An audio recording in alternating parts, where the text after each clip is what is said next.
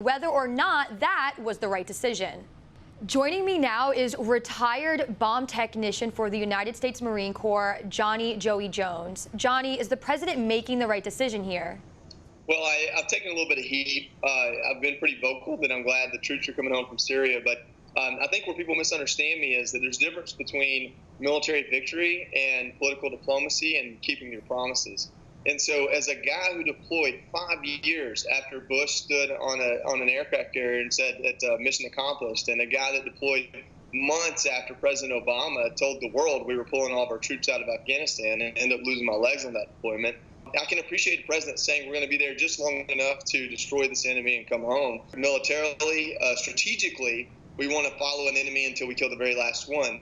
But when it comes to politicians making promises and this country holding our government accountable, I'm glad that Trump's bringing the troops home, because it puts the onus on Congress to declare war or come up with action that the American people can get behind. Do you suspect, he says we're no longer a world police? That seems to be the case in the Middle East. We've been down there for quite some time. Can we trust Iran, Syria, and Russia, as he pointed out earlier this week? Can we trust them to police those areas?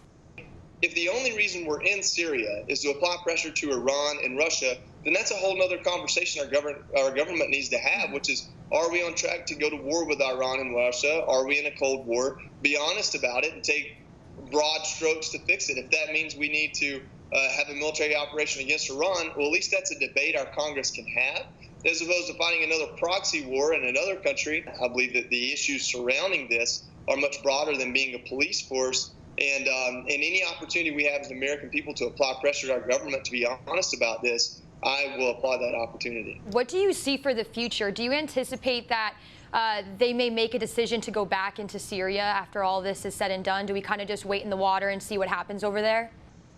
Well, I think with President Trump, anything is on the table at any time, and I think we've seen that. If they're about to attack us, or there's a threat they'll attack us, then we'll be there.